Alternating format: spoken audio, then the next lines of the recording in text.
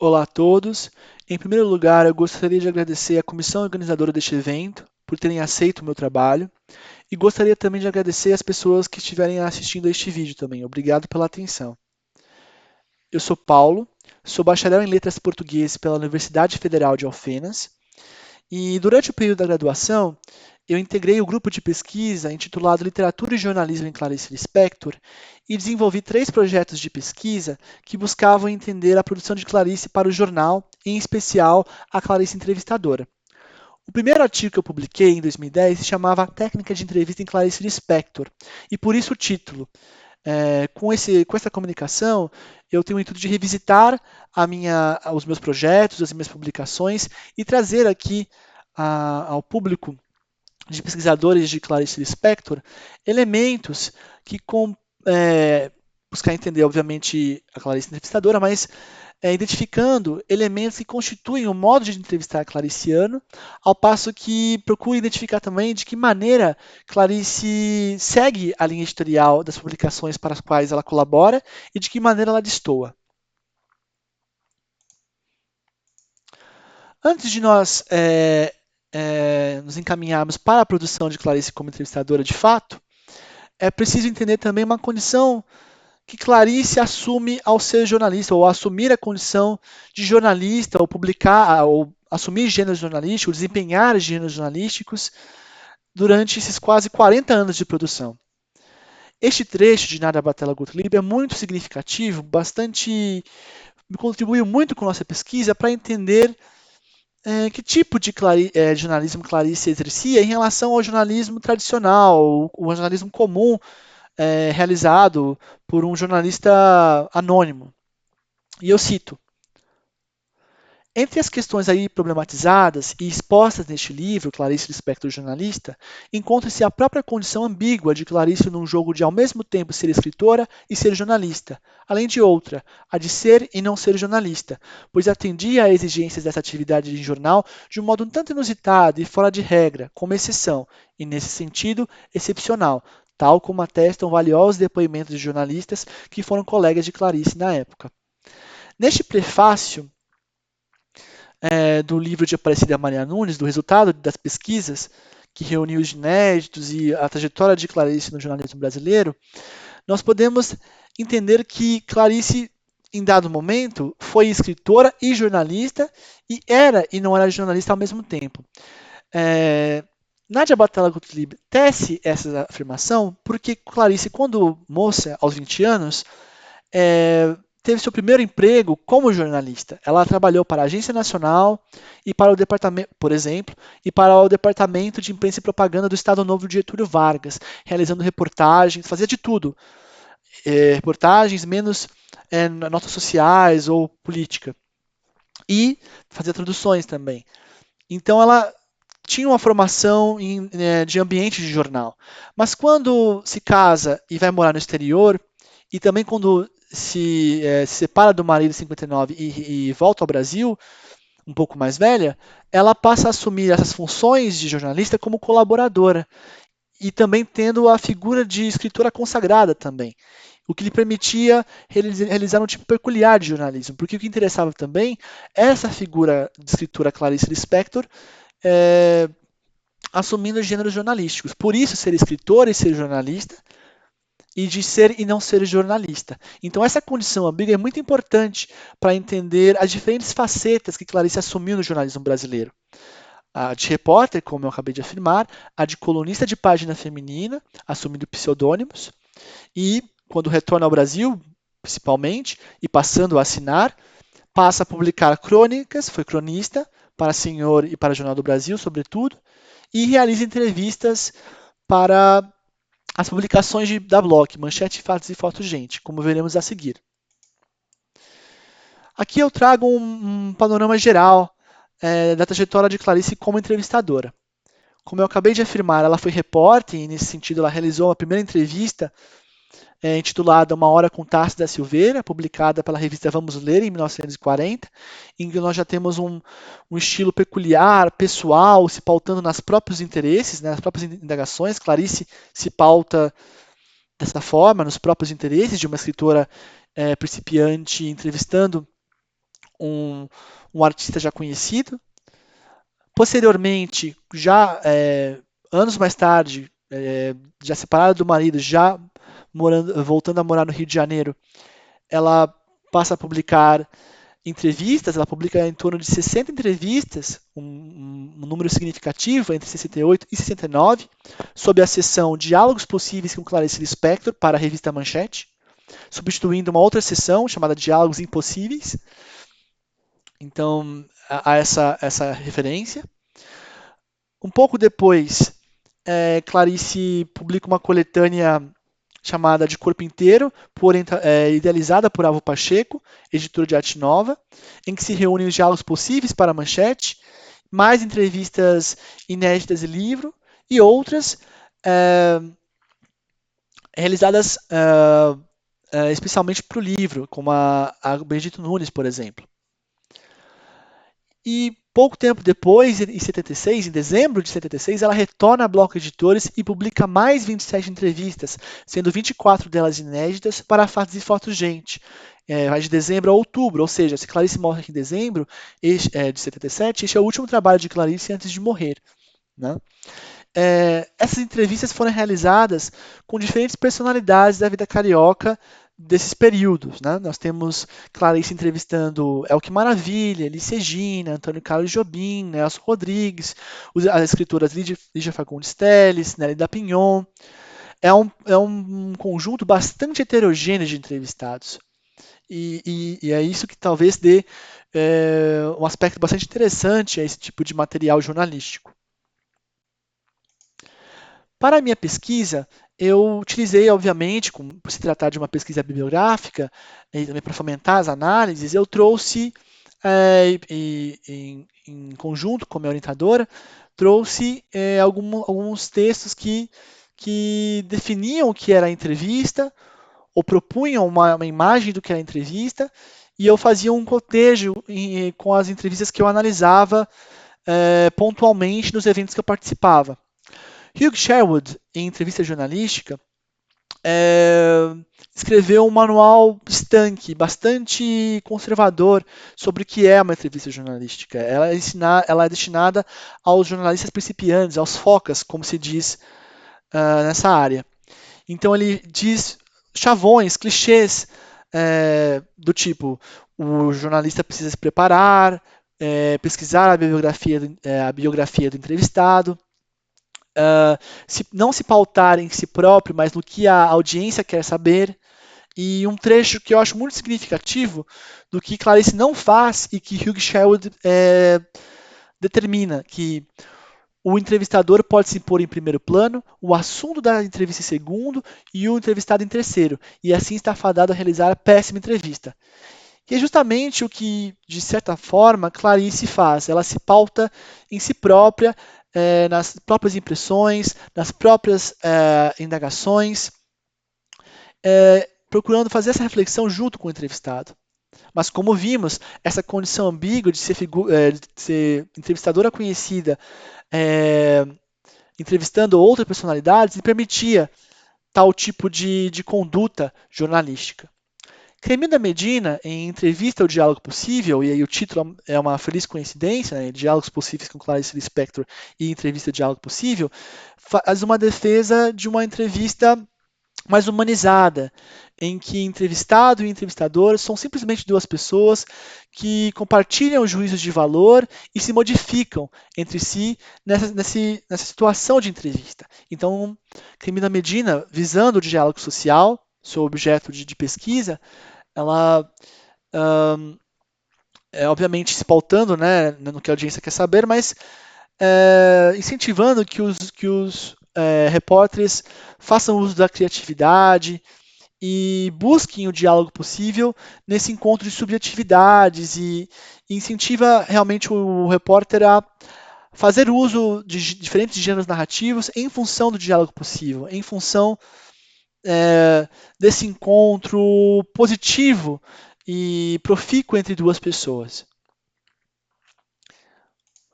Um outro trabalho interessante sobre a entrevista jornalística é este livro de Carla Mulhouse, jornalista e professora universitária, chamado Por Trás da Entrevista. Neste trabalho, eu tive contato com alguns conceitos de um jornalismo real, porque em Movimento de Metalinguagem, Carla Mulhouse entrevista 10 jornalistas, outros 10 jornalistas, falando sobre a entrevista.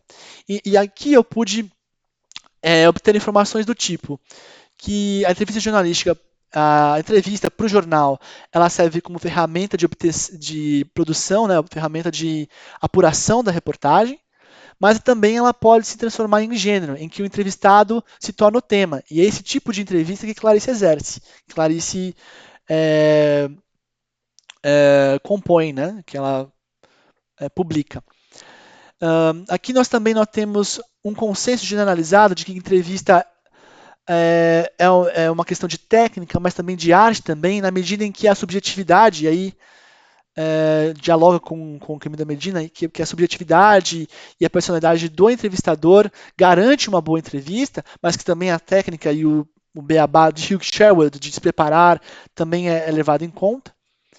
E também temos um outro dado bastante importante para entender a entrevista jornalística, no sentido de que, independente da maneira como o jornalista compõe a entrevista, o entrevistado sempre vai ser visto sob a ótica do jornalista, seja o discurso seja narrado, da entrevista seja narrado em terceira pessoa, seja no jogo de perguntas e respostas, a edição fará que a, a leitura sempre vai ser enviesada de acordo com os interesses do jornalista que redige, que organiza o texto de entrevista. Então, por mais objetivo e pretensamente imparcial, há sempre uma leitura ali colocada. Né? E uma última informação que contribui muito para entender uma possível linha editorial de Manchete de Fatos e Fotos está na entrevista que Carla fez com Carlos Heitor Coni, que fez trabalhos também para a Manchete. E eu cito. E em Manchete eu tinha como norma, isso diz Carlos Heitor Coni, que o entrevistado trabalhava a entrevista. E Carla pergunta, por quê? Ao que Coni responde, por causa da linha editorial da Manchete. As entrevistas eram feitas sempre para levantar a bola do entrevistado. Levantamos a bola de Manabu Mabi, Pitangui, Fittipaldi, Regina Duarte, Roberto Carlos, Jorge Amado. É preciso ver também que essas entrevistas coincidiram com o período da ditadura, quando as pessoas não podiam se manifestar abertamente. Então, nós temos aqui um elemento importante, que na linha editorial das publicações da Block, era muito importante levantar a bola do entrevistado. Então, isso norteava, né, a conduta do entrevistador para com o entrevistado. Então ele tinha que tornar o entrevistado notável, ter boas afirmações em relação a ele. E isso também norteou a nossa análise. Uma outra obra importante a respeito de Manchete foi a obra de Marília Scalzo em Jornalismo de Revista, em que ela diz: em 1952 surge Manchete, da editora Block, uma revista ilustrada que valoriza ainda mais que o Cruzeiro os aspectos gráfico e fotográfico. Otimista, a publicação coloca sua técnica a serviço da beleza do Brasil, além de lançar e manter colunas de cronistas como Rubem Braga, Paulo Mendes Campos, Clarice Lispector, Carlos Heitor Coni. Grandes escritores colaboraram e atuaram em Manchete. E o que vale destacar aqui neste excerto é justamente o caráter otimista. Então nós temos dois elementos aqui.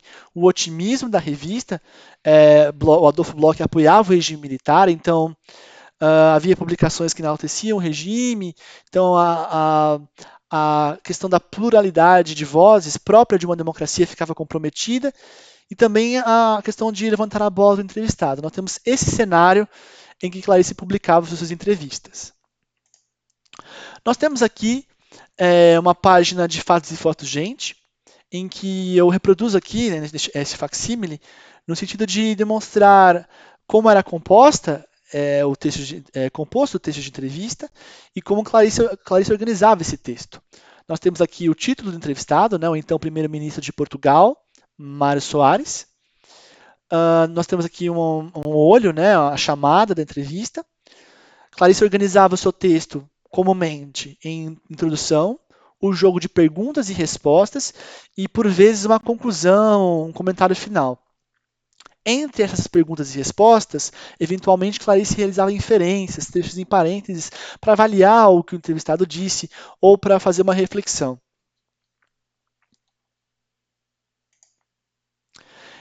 Esse aqui é o conjunto de 27 entrevistados que Clarice publicou, né? São das 27 entrevistas que Clarice publicou para Fatos e Fotos Gente. Assim como em Manchete, aqui configura-se um perfil bastante heterogêneo de entrevistados, né? Desde pessoas ligadas às artes plásticas, às artes de modo geral, ao universo do entretenimento, como El Que Maravilha, G.C. Valadão, Padre Quevedo também, com pessoas desconhecidas do público de hoje, possivelmente pertencentes a certa elite da sociedade carioca, como Oscar Rostein, José Raffan, pessoas desconhecidas da sociedade de hoje.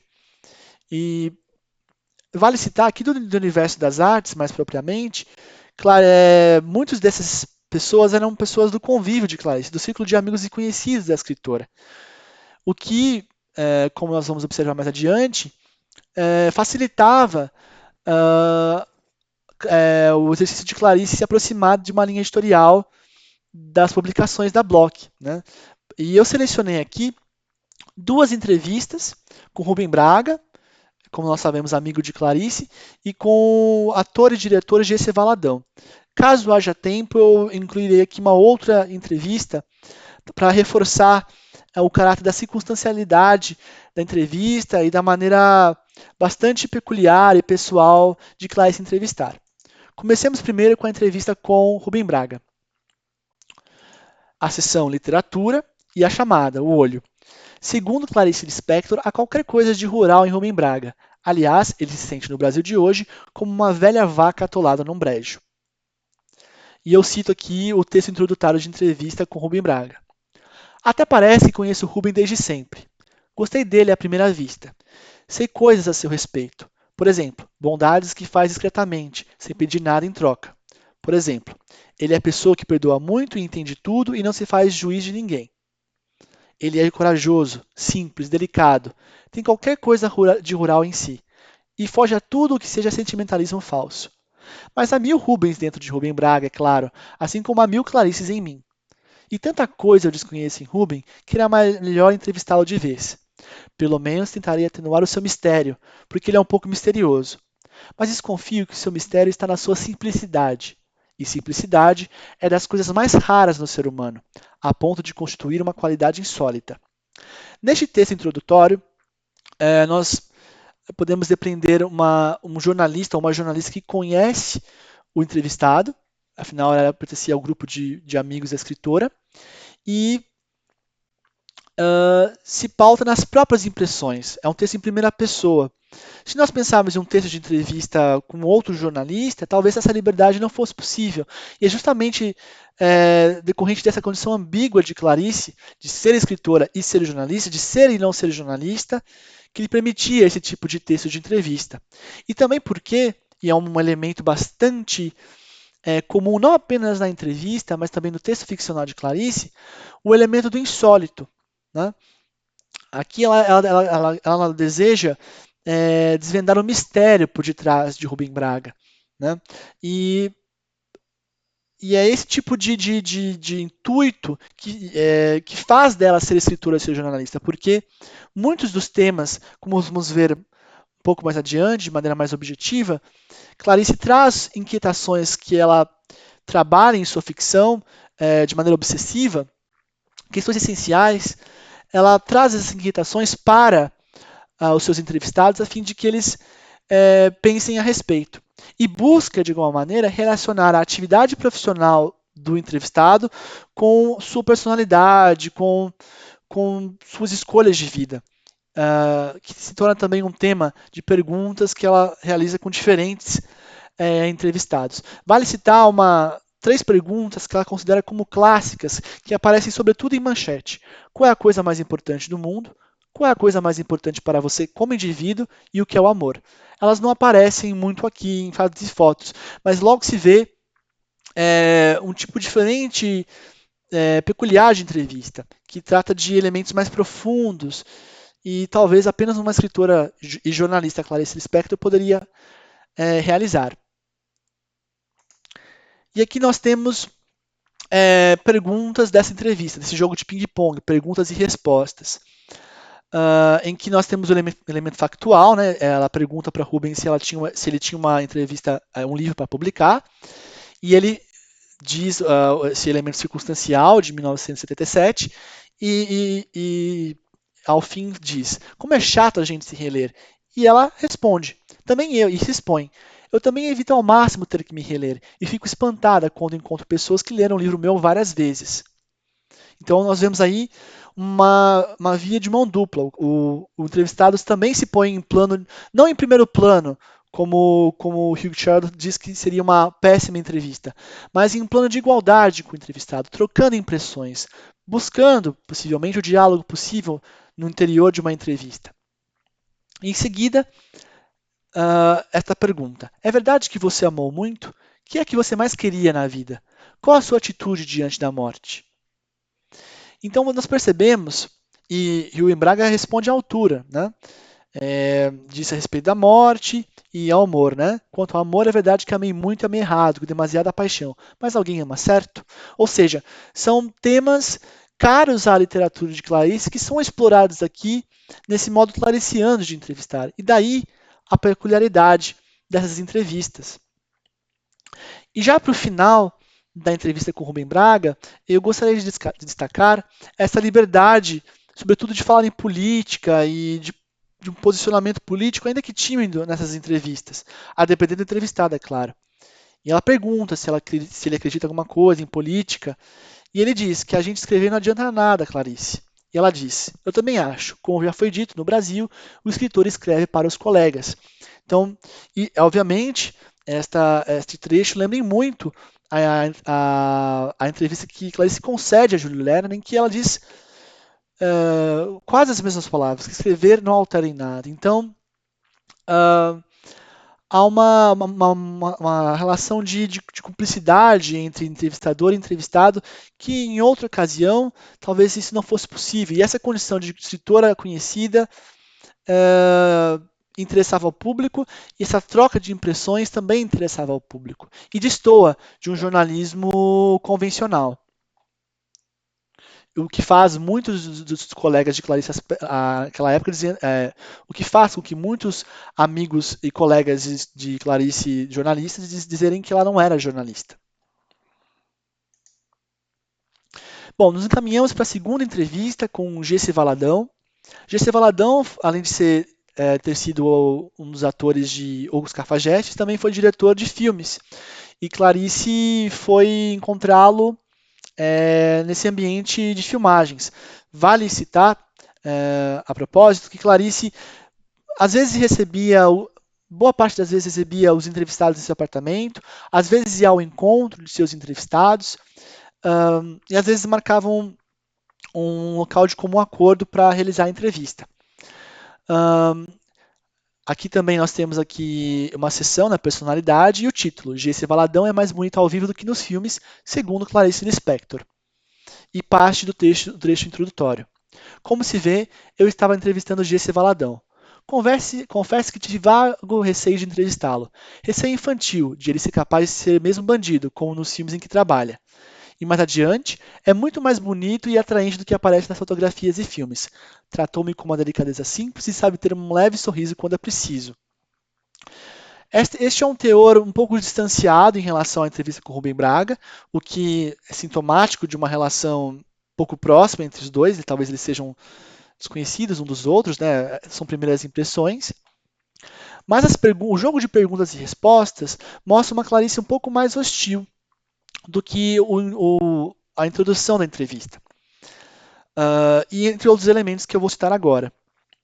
Ela pergunta: e hoje, o que significa o cinema para você? Hoje, para mim, cinema é oxigênio, sem o qual não consigo viver. E temos aqui um comentário de Clarice, em que se volta para si. Qual é o meu oxigênio? Pergunto-me eu, e a resposta é um silêncio desolador.